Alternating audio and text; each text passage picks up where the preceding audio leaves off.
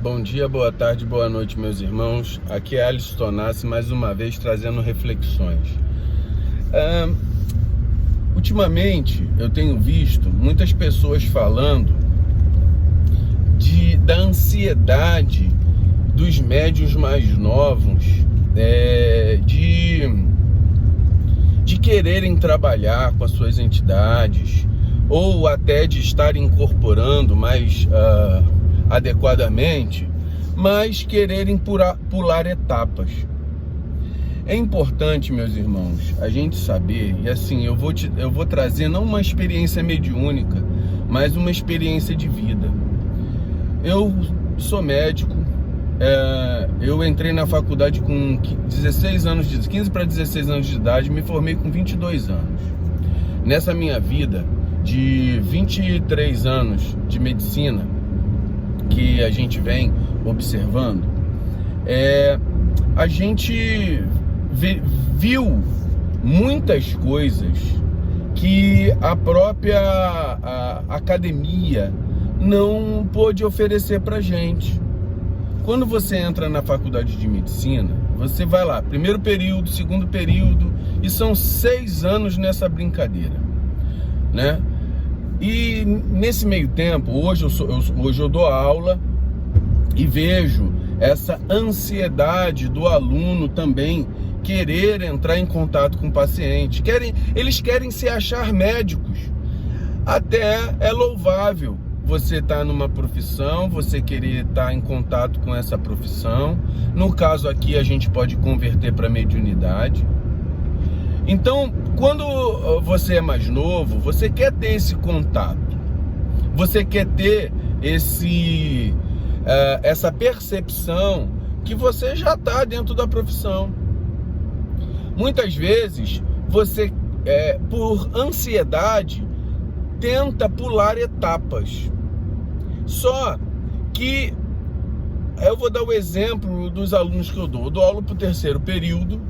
Eu fui contratado pela universidade para poder apresentar o aluno, ou seja, eu sou o primeiro médico que pega esses alunos e bota de frente ao paciente. E eles vão colher a anamnese. Então, é uma coisa simples, uma coisa que qualquer médico faz, assim, ó, de estalo. E aí, eles se acham, pegam a parte teórica, vão lá na sala de aula, só que eles não têm o pré-requisito básico para conhecer. Na anamnese, a gente tem a queixa principal.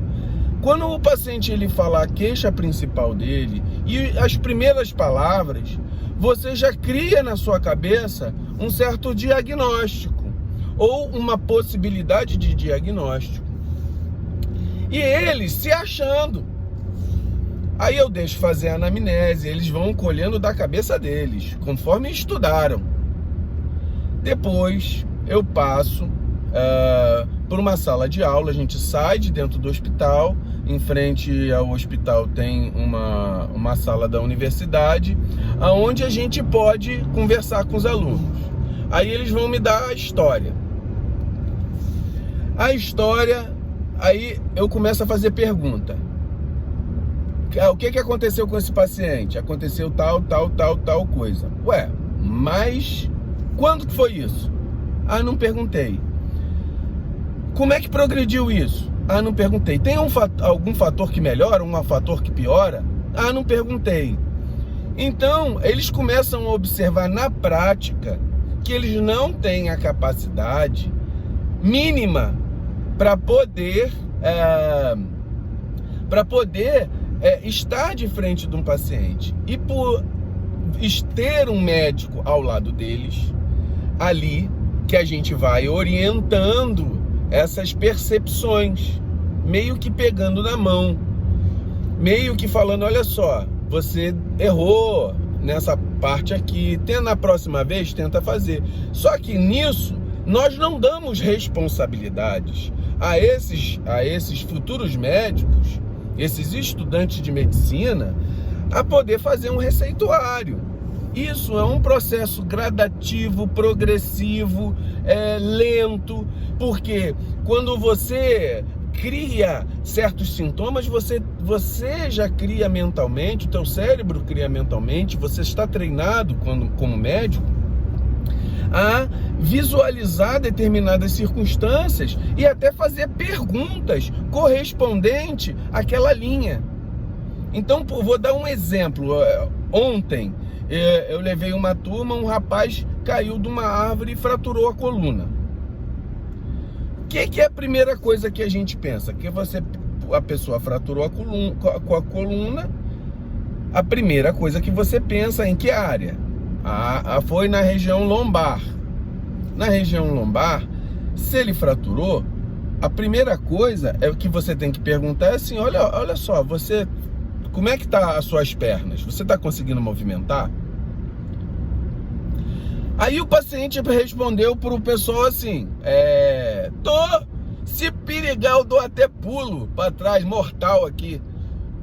Aí tá, deixei eles respondendo. Aí saí, fui ver os outros pacientes e quando voltei, perguntei, como é que tá as tuas pernas aí? Eu não consigo mexer, não sinto nada. Ele já sabia que eu era o médico. Aí eu falei, deixa eu ver as suas pernas aí. Eles nem tiveram a curiosidade de falar assim, movimenta o teu pé aí. Simplesmente anotaram que ele estava movimentando.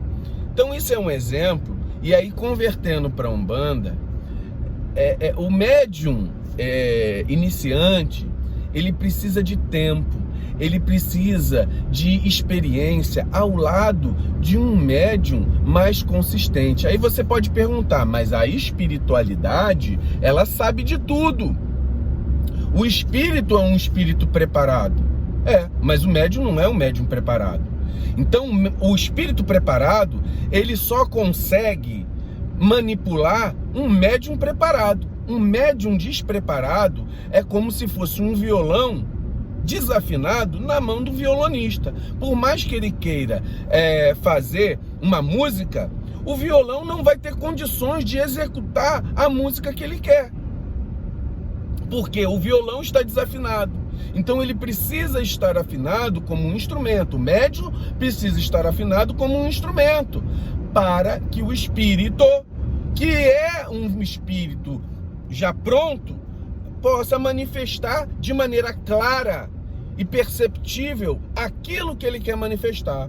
Uma mente desequilibrada não vai conseguir manter um pensamento equilibrado e consciente. Uma mente com pensamentos discordantes e ambíguos e conflitantes não vai conseguir manter um pensamento equilibrado para que o seu espírito, aquele espírito que é equilibrado, mantenha um padrão equilibrado de vibração. E nesse processo dá problema. Então, é mais ou menos isso que eu dou como exemplo, né? E fora a experiência de você lidar com o dia a dia. Eu, na medicina, vi tumores cirúrgicos caírem. Eu já vi, assim, eu fui... Eu aprendi, eu sou otorrino, sou cirurgião, mas eu trabalhei num hospital de emergência. Tudo o que eu estudei, teoricamente e até na prática, correspondente à minha área de atuação, a gente fica muitas vezes de mãos atadas com essa questão da experiência. Por exemplo, eu fazendo otorrino, atendi um rapaz que tinha tomado um tiro de escopeta na cara. Quando ele chegou, com essa parte da face aqui, toda como se fosse carne moída, eu olhei aquilo ali e falei assim, e agora? Tem outra pessoa para fazer? Não, só tinha eu. Eu e mais uma colega minha oftalmo, porque os olhos foram arrancados.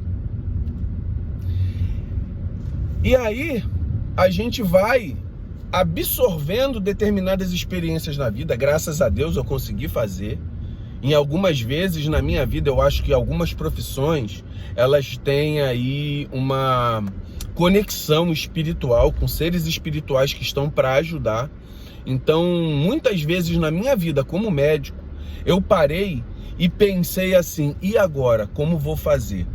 E nesse momento que eu falei, e agora, como eu vou fazer? Vinha como um estalo, algum pensamento, ó, faz desse jeito que vai dar certo. E aí a mediunidade me ajudou na minha vida profissional. Faz daquele jeito que vai dar certo. Essa do tiro de escopeta foi uma das coisas que aconteceram e deu certo na minha vida. E a gente foi com maior tranquilidade e segurança dentro daquilo ali. Então, no final, eu consegui resolver dentro da possibilidade que a circunstância pedia, né? E consegui executar a cirurgia com qualidade para que aquilo fosse resolvido. Conseguimos, o cara viveu, ficou cego, mas ficou vivo. A gente conseguiu salvar a vida dessa pessoa. E foi mais uma experiência que a gente adquiriu. Então, algumas vezes, meus irmãos, a gente vai, pela inexperiência, a gente vai vendo coisas no dia a dia do terreiro que precisa de alguém mais experiente ao lado, que precisa de alguém mais experiente. Até hoje, eu tenho 23 anos de otorrino. Eu tô com um caso atualmente que eu tô pensando em ligar para um professor, já pesquisar novamente na parte teórica. A gente tem que ter humildade, saber que a gente não sabe tudo, né? E a frase de Sócrates fala,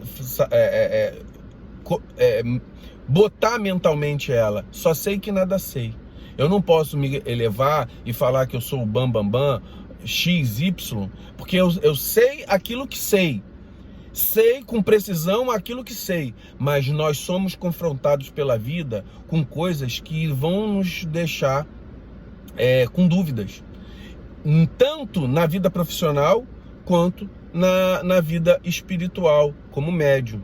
Então, que nós não pulemos as etapas, que nós mantenhamos a organização, por exemplo, de um terreiro que vá gradativamente lidando com seu médium até ele poder incorporar adequadamente, até ele poder começar a dar seu passe, até ele poder fazer a sua consulta e manifestar todos os procedimentos que um terreiro precisa.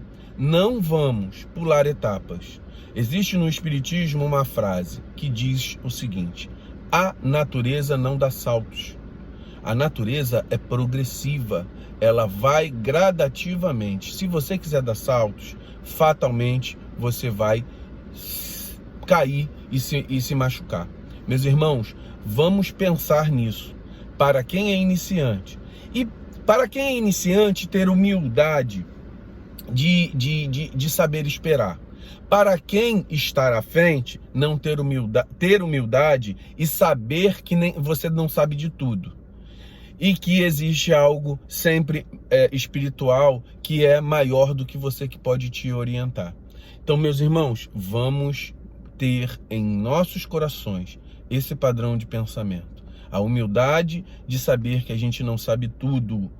Ter a humildade de esperar o momento. Quando eu estou abaixo, saber quem está acima de mim, dar a orientação a passar o próximo passo. E quem está acima, ter a humildade de saber que tem momentos que a gente tem que pedir ajuda para os universitários. Meus irmãos, fiquem na paz e no axé, com Olorum nos nossos corações. Axé, meus irmãos.